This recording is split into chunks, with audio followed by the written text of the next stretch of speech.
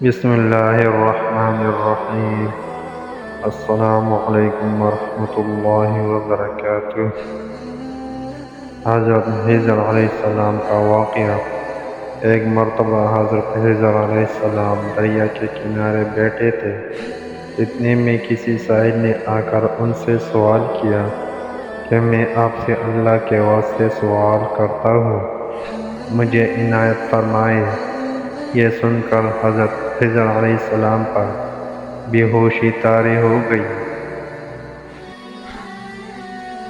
جب کچھ ہوش ہوا تو فرمانے لگے، بھائی میں تو صرف اپنی جان اور مال کا مالک ہوں، تم نے مجھ سے اللہ کے واسطے سوال کیا ہے، لہٰذا میں اپنی جان اور ذات تمہارے حوالے کرتا ہوں، تم جس طرح چاہو اس کو استعمال میں لاؤ، بازار میں فروخت کر کے اس کی قیمت سے فائدہ اٹھاؤ۔ چنانچہ سائل ان کو بازار لے گیا اور ایک شخص سائمہ کے ہاتھ ان کو فروخت کر دیا۔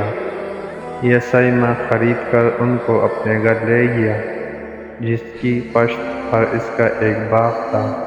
چنانچہ سائمہ نے حضرت خضر علیہ السلام کو ایک کدال دے کر کہا کہ سامنے والے پہاڑ جو 3 مربع میل رقبے میں واقع تھا، اس کی مٹی کاٹ کاٹ کر باغ میں ڈال دو۔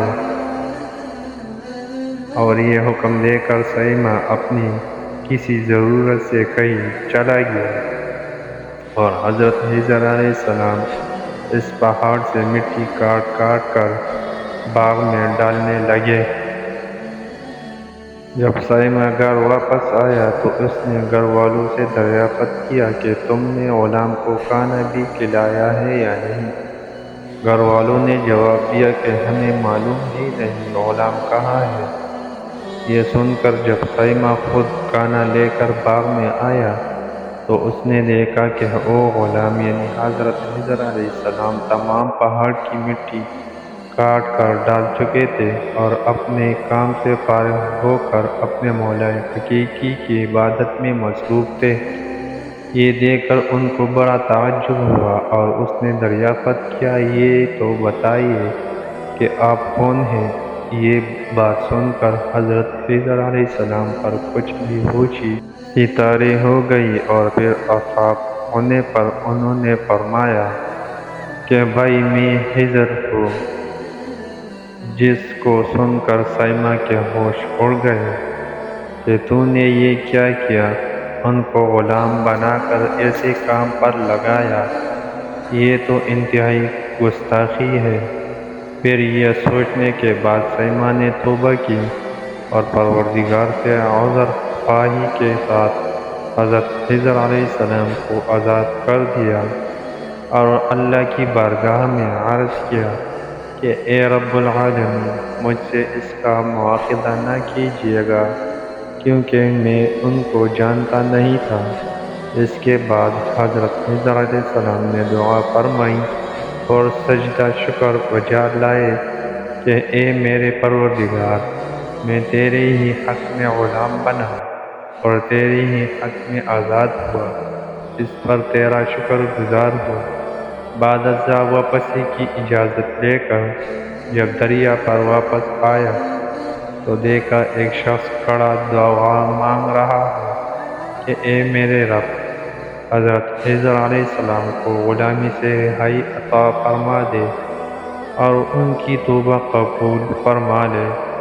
حضرت خضر علیہ السلام نے یہ دیکھ کر اس شخص سے دریافت کیا کہ آخر تو کون ہے؟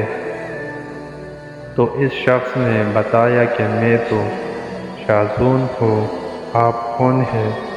انہوں نے فرمایا کہ میں خضر ہوں۔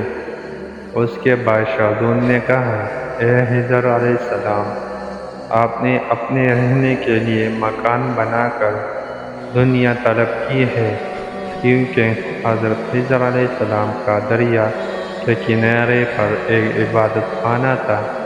بس یہ سن کر وہ فوراً میدان میں نکل آئے اور وہیں اللہ کی عبادت میں مصروف ہو گئے۔ اس کے بعد حضرت خضر علیہ السلام نے اسی جگہ پر ایک درخت لگایا اور اس کے سائے میں عبادت شروع کر دی۔ تو آواز آئی، اے خضر، جب تو نے درخت کے سائے میں سجدہ کیا تو تم نے دنیا کو آخرت پر ترجیح دی۔ پھر فرمان ہوا، مجھے اپنی عزت اور جلال کی قسم ہے، مجھے دنیا کی محبت میں رضامندی نہیں ہے۔ اس کے بعد حضرت خضر علیہ السلام نے شاذون فرشتے سے کہا کہ اے شاذون، دعا کرو کہ اللہ تعالیٰ میری توبہ قبول فرمائے۔ چنانچہ شاذون نے دعا کی اور اللہ تعالیٰ نے شاذون کی برکت سے حضرت خضر علیہ السلام کی توبہ کو قبول فرمایا۔ خدا کے برگزیدہ بندے اسی حالت میں رہتے ہیں جو اللہ کو منظور ہو۔ بے شک ہماری خدا بھی اسی میں ہے کہ زندگی کے ہر موڑ پر آنے والے ہر بیچ و غم میں ہم راضی رہے۔ اللہ تعالیٰ کی چاہت کو سامنے رکھ کر زندگی گزارے۔ دعا ہے کہ اللہ تعالیٰ ہمیں اس واقعے سے سبق حاصل کر کے نیک بننے کی توفیق عطا فرمائے۔ آمین یا رب العالمین۔